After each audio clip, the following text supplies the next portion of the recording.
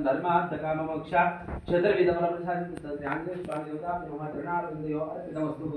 आनंद मंगल निरादि कुंडोत्पयामि ओम धन्यवादं पूर्णं ददातु सामेति एकदा ब्रह्मणमपहारति एकदेवायस्ति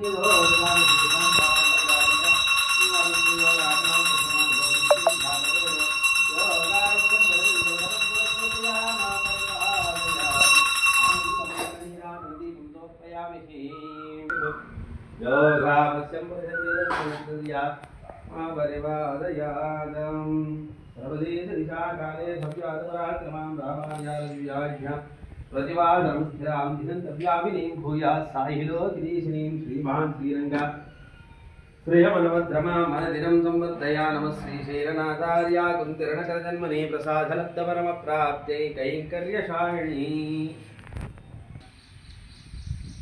मनोजवं मारुततुल्यवेगं जितेन्द्रियं बुद्धिमतां वरिष्ठं वातात्मजं वानरयोधमुख्यं श्रीरामदूतं शिरसा नमामि।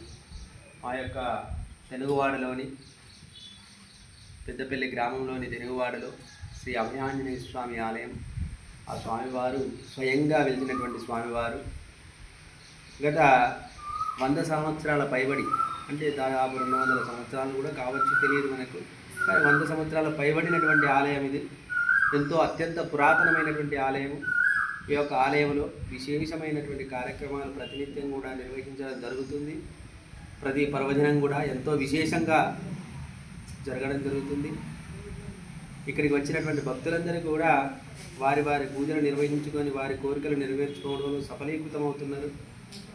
ఆ స్వామివారు వారి కోరికలు తీర్చడంలో కూడా ఎంతో ప్రసిద్ధి కావున ఈ యొక్క ఆలయానికి విచ్చేసి స్వామివారిని దర్శించి స్వామివారి అనుగ్రహాన్ని పొందవలసిందిగా కోరుతున్నాను. అదేవిధంగా ఈ యొక్క ప్రాంతం అంతా కూడా నాటి కాలంలో పుట్టలతో ఉన్నటువంటి క్షేత్రము, అంటే స్వయంగా నాగక్షేత్రం అనే అందరూ పెద్దపల్లిలో ఉన్నటువంటి చాలామంది కూడా పురాతనంగా వచ్చేటువంటి వాళ్ళు కావచ్చు.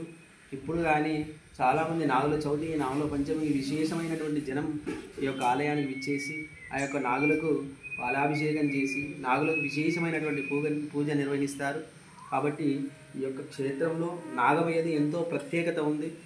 ఎన్నటి నుంచో కూడా ఆ యొక్క నాగమయ్య ఈ యొక్క ఆలయంలోనే నివసిస్తూ ఉంటుంది. అది ఉంటుంది కాబట్టి మనం ఆ యొక్క స్వామికి ఎంతో ప్రీతికరంగా పూజ చేస్తే స్వామి అనుగ్రహం కూడా అంతే లభిస్తుంది. అవునా, భక్తులందరూ కూడా ఆ యొక్క నాగమయ్య పూజకు కానీ స్వామివారి పూజకు కానీ పాల్గొని స్వామివారి కృపకు పాత్రలు కావాల్సిందిగా కోరుతున్నాను. జై శ్రీరామ్.